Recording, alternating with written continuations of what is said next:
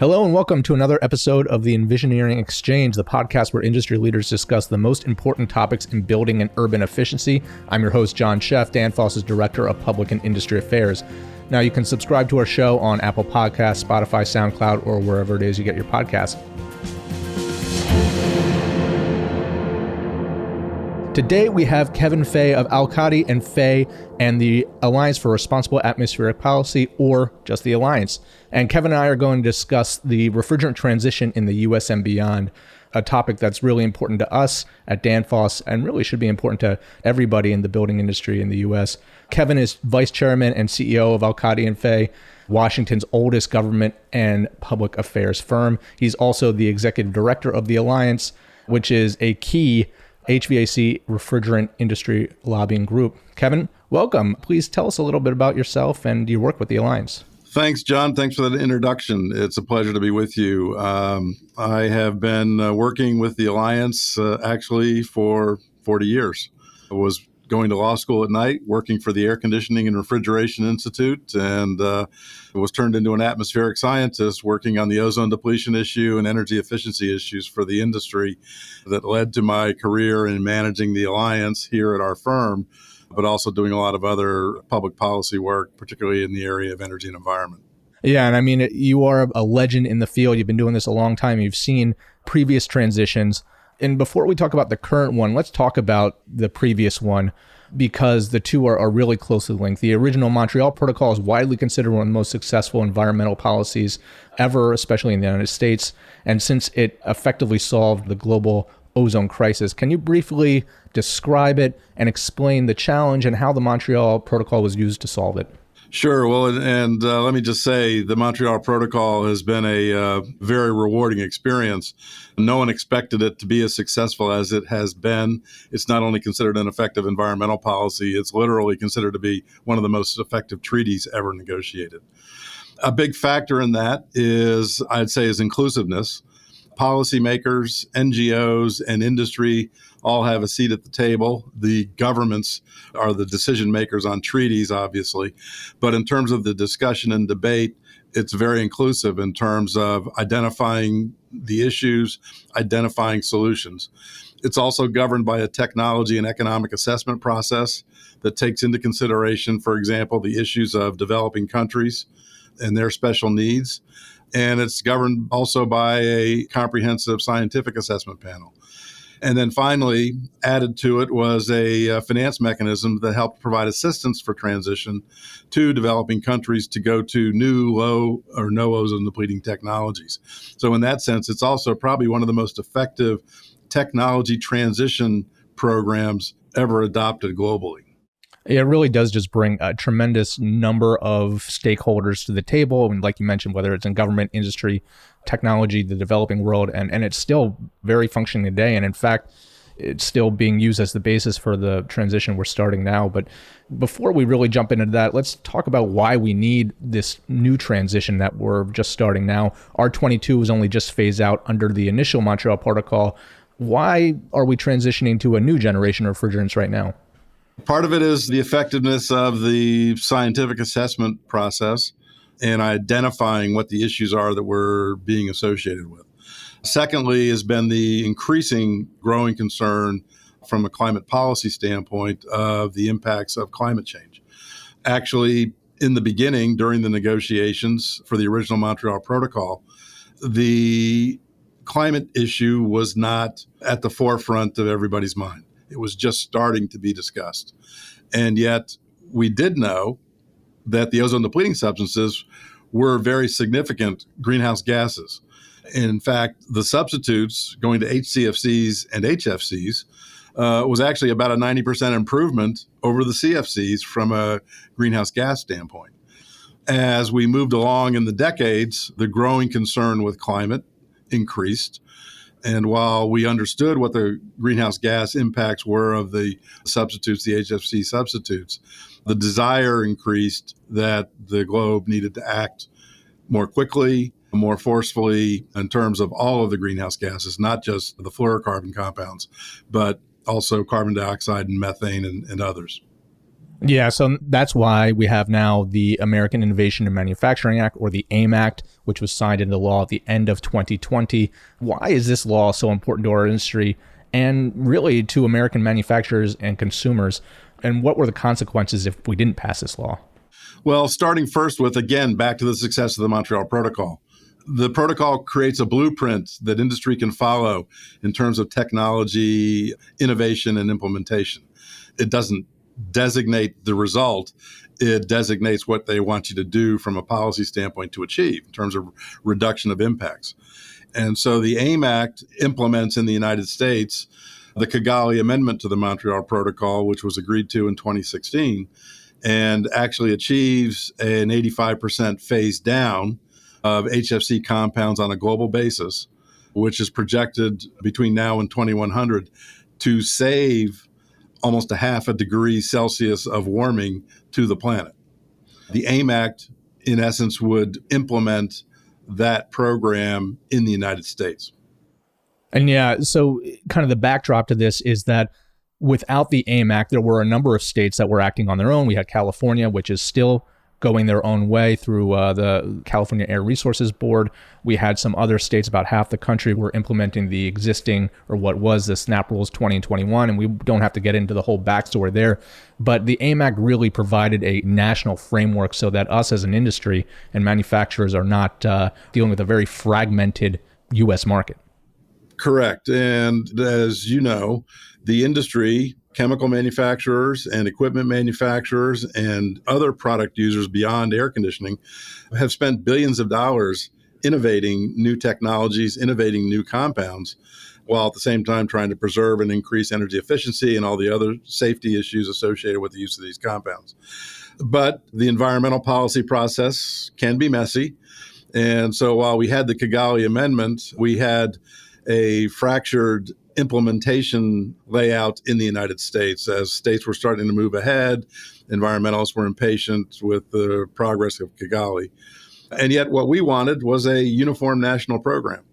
And so AIM Act provides that, consistent with the Kigali Amendment in terms of the phase-down schedule. And yet at the same time, with improvements from the old Title VI Clean Air Act provisions that govern the phase-out of ozone-depleting compounds. One example is we're only doing a phase down, not a phase out. That recognizes that there are some of these compounds that have very high value and societal uses, and maybe you shouldn't be automatically transitioning out of those technologies, but the technology search continues. And so the AIM Act provides the blueprint that unlocks the investment in the manufacturing community to now build and distribute the new technology and next generation technologies that are both ozone depleting free and low global warming contributors. And yeah, I think it's easy to look now and kind of 3/4 of the way through 2021 and say, oh, we have a national phase down in place. But this time last year, that national phase down was really uncertain. And we were looking at what could have been really disastrous in terms of a fragmented phase down. And yeah, it was very precarious there. So it's been a long journey from the Kigali Amendment agreement in October 2016. A month later, Donald Trump was elected president. People asked us, well, what are you going to do? And we said, well, we're going to be patient. We're going to continue to educate people about the benefits, both of the Kigali Amendment and now the AIM Act. It became clear in the Trump administration that they didn't like treaties, and so they didn't really want to act on the treaty. And so we had to pick a different course. And we decided to go ahead and start to work on legislation that would, in essence, implement the treaty provisions at the domestic level. We were probably going to need some kind of legislation like that anyway if the treaty were ratified. And that's what the AIM Act does. The AIM Act sets up the schedule for the phase down of the HFC compounds. It provides the authority for EPA to adopt user sector transitions that are already in process, not certified yet, but in process, and provides continuing dialogue among the business and NGO community and policymakers, and is also having precisely the effect we hoped for, in that it's tamped down the desire of states to run off and adopt inconsistent policies at the state level. Yeah, I mean, it's really an incredible achievement by you and your colleague Samantha Slater over at AHRI to get this thing through. I mean, one of the things I think is so interesting about your job in particular is that the HVAC industry is a bit of an anomaly among industrial groups in that we're often asking the federal government for regulation instead of many lobbyists for manufacturers who are kind of trying to bat that regulation away.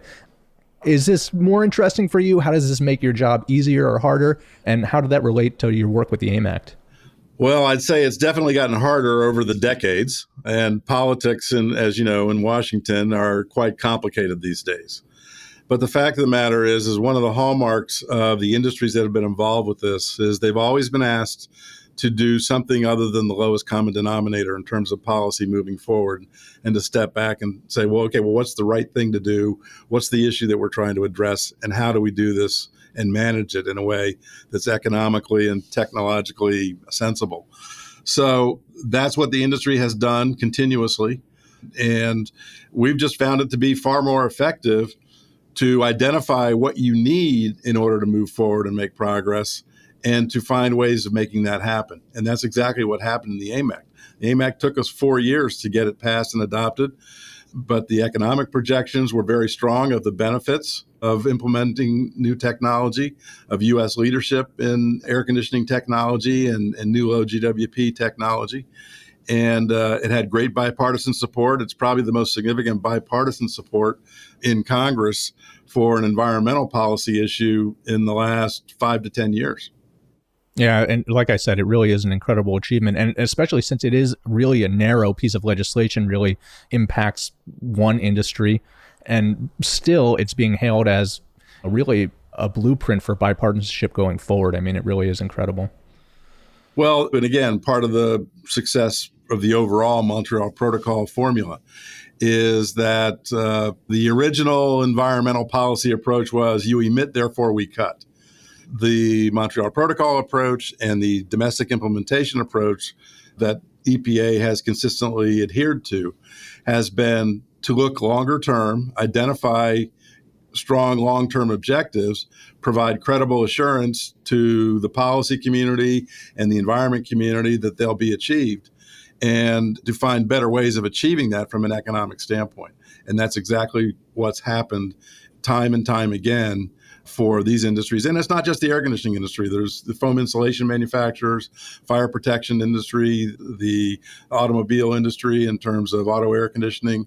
So there's a wide variety of uses of these compounds, but clearly the most identified and significant really revolve around air conditioning and refrigeration technology uses. Now, we've mentioned, of course, the Montreal Protocol. You've mentioned the Kigali Amendment and how the AIM Act mirrors that Kigali Amendment phase-down schedule. What is the status of Kigali right now in the U.S.? And I know the Alliance and AHRI are still actively lobbying for ratification, but what is the status of Kigali and why do we need it even after the AIM Act? Let me answer the second part of the question first. And the answer is very simple. Global market share, U.S. technology leadership. That's why we need the Kigali Amendment to be ratified in the United States. As you know, the economic analysis suggested that having a blueprint for going forward in terms of investment in the new technology would produce significant job benefits, create 33,000 new manufacturing jobs in the United States alone over the next 10 years, and allow the U.S. to increase their share of the export market of HVACR equipment by 25%. Those are huge gains, but the gains aren't automatic. The global process and the big growth markets in this technology are outside the U.S., whether it's China, India, Brazil, and the Montreal Protocol process creates a dynamic where the countries want to know who the leaders are, who the technology leaders are, who the policy leaders are, who's funding the multilateral fund that funds technology transition. And so it's very important that the U.S., which has been from the beginning the most significant leader in the Montreal Protocol process, that they're fully a partner in the Kigali Amendment as well. And so the first part of your question, when the Biden administration came in, one of the executive orders he signed on the first day by the president was an order instructing the State Department to prepare the package for transmittal of Kigali to the Senate for consideration, for advice and consent. And that package was prepared and is completed. We've had continuing discussions with the administration, EPA, State Department, and the White House.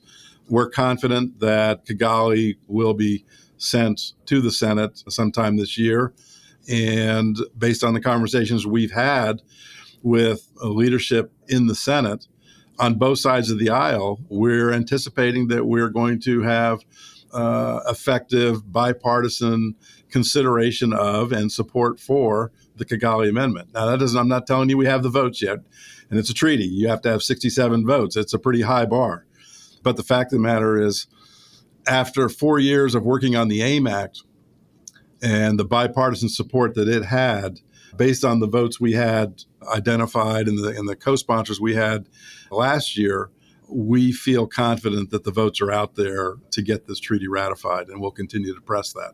But we still have our homework to do, and we're going to continue to work to educate the political process up in the Senate. Only the Senate considers ratification. The House is not involved with that. But as soon as the administration is ready to go, we're ready to go. And as we said back in 2016, we're going to be patient. We've said the same here. We're going to be patient. We're going to keep doing our work. And then in the meantime, AIM Act implementation is well underway. The first rules from the AIM Act are actually expected to be signed later this month, and implementation will begin essentially October 1st of this year. Yeah, I mean, it's crazy that implementation's already started, and we're already looking at, I think, a 10% reduction in available HFC supply in 2022, right? Right.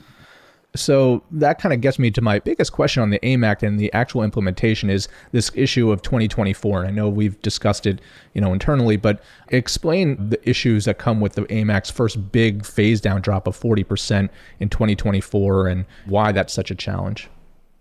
It's a significant challenge just because of the lead times necessary in terms of making the equipment transition.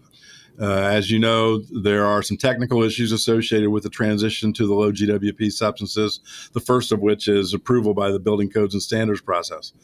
That's been a little bit delayed. And so while the industry might be able to manufacture the equipment and the chemical companies are able to manufacture the substitutes, currently in most states, you would not be allowed to install that kind of equipment using those chemicals. And so we need a rapid transition towards both completion of the building codes and standards for low GWP technology and then implementation. We do think that's going to happen, but there's a lot of work involved in that. Secondly, some sectors have already achieved fairly significant transition. The auto industry, for example, which is one of the single largest uses of HFC compounds, is probably at least 3/4 of the way through in terms of new product. But the biggest use of the refrigerants for that technology is in service. And so the service demands continue on even after you've made the transition to the new equipment. We have the similar issue as we make the transition to new equipment in the air conditioning and refrigeration sectors. The service requirements are still very significant. So it is not an impossible schedule, but it is a significant, meaningful step. 2024 is a 40% step down from the baseline. The baseline was actually a while back. It was 2011 to 2013, and there's been fairly significant growth since then. So it's more than just a 10% or a 40% cut. It's probably more like a 20% and 50% cut. So it requires the industry to do things right in terms of the technology implementation, but it also requires the industry to do things better from service standpoint, boosting reclaim of old material. And that's going to be something that requires cooperation, again, among the industry, among policymakers, and among the environment community in order to make that happen. And at the same time, we know that innovation will also continue. And despite, in most of these instances, despite the predictions of significant delays or higher costs or whatever, typically the industry has found themselves, once they understand the blueprint, once they understand the mandate, once they understand what the law requires them to do, we've managed to beat the objectives rather than miss them. And so we have to stay focused on that for the next 3 to 5 years to make sure we're consistent with that, because we'll want to do that both from an environmental standpoint as well as from a legal standpoint, both domestically and internationally with regard to the Kigali Amendment, assuming we have ratified it. Yeah, I think it is a big challenge, but I think that we can achieve this, and but I think you're right. We need to do a lot better job with reclaim, recycle, and making sure that there's available supply. And like you said, I mean, the big challenge is not necessarily new equipment, but the service. You put a new residential AC equipment in there, it's going to be there for 10, 15 years. And if you put it in today, it's using HFC. And we need to understand the single largest source of emission of HFCs today is leaks, service, or repair or disposal. So all of those provide areas for improvement. And it's going to require much more attention to detail among the service sector, which is very large, within the distribution network, and with the OEMs. Absolutely. Now, we have a bit of a blueprint for this already because we've seen Europe go through this transition. I mean, what was their experience and what can we learn from it and do better maybe? I'd say in the European experience, they had some issues associated with the implementation of the F-gas rules in Europe. Some dealing with, they were working off of a schedule that was probably a little more accelerated than what's contained in the Kigali Amendment, which if you do that, you're going to likely increase your costs. And I think that's part of what happened. You still had some of these transition issues. Some of the building codes issues existed in Europe as well and are still being worked on to be resolved. And then they also are working at the same time to improve their service sector. So I think the beginning of the phase down in Europe had some bumpy roads, and I think things have settled out there as they've been learning by doing as well. And then at the same time, as we saw in the ozone depleting substances, they've had some issues, some fairly important issues and significant issues related to the incursion of illegal HFC materials, which we're working with our government here to make sure we are ready to address from the very beginning. But they're starting to sort out, and I know that they're beginning the assessment process of the next generation of their F-gas rule. But I think the industry things have settled down a bit, and things are definitely better there now than they were at the very beginning. Yeah, and hopefully we can avoid some of that bumpiness. But it kind of leads me to my last question. As we wrap up here, now the AIM Act has passed. You've mentioned some of the short-term challenges. What do you see as the bigger challenges as we move forward, maybe not in the next year or two, but maybe in the next 5 years, 10 years as we implement this next transition? Well, you know what? I think very exciting things has happened because of our activities is that the global community has really come around to recognizing the importance of air conditioning and refrigeration technology and are much more concerned today about access issues and energy efficiency issues. And I think those are going to be two driving issues coming out of this where hopefully there are opportunities for the industry to continue to expand. You know, the projection is the market for air conditioning and refrigeration technology around the globe outside the U.S. is projected to double in the next decade. And so that's great. But with more focus on climate, you're going to have more global warming. So there's going to be more of a need for that air conditioning and refrigeration. But we're going to have to focus on how we can get more out of it with less energy consumption. And that's going to be a major focus, I think, over the next decade. Another particular issue that's very exciting that the industry has been involved in and flows out of our work on HFCs is a group we created called the Global Food Cold Chain Council. There was a lot of early focus on air conditioning. There wasn't that much focus on refrigeration. And yet the UN put out a study that said that if you ranked food loss and waste by country, food loss and waste would be the third highest greenhouse gas emitter in the world, 4.4 billion metric tons. And that a better cold chain around the world would help cut that in half. We had a very excellent webinar earlier this week. There's a UN Food Systems Summit next week, and we've promoted an action agenda out of that will help contribute to financial mechanisms and data gathering programs that will lead to the expansion of a sustainable food cold chain around the globe, which will help not only for food, but for vaccines. So we're a very exciting area that's actually, I'd say it's less regulatory and more economic opportunity all the way around. So the growing demand, the desire for more access to the technology, and the need for figuring out how to do that in a more energy efficient way lay out a very ambitious agenda for the next 5, 10, 20 years. I think you're right. I mean, it really is exciting. The opportunities are there. And I do believe the technology to overcome some of these challenges is currently available. But I do, like you said, I think we're going to see a lot of innovation in this space in the next decade or so. And we're fortunate because our companies have been leaders at this. They are, I think, the finest example of the embodiment of sustainability principles at work, society, economy, and environment.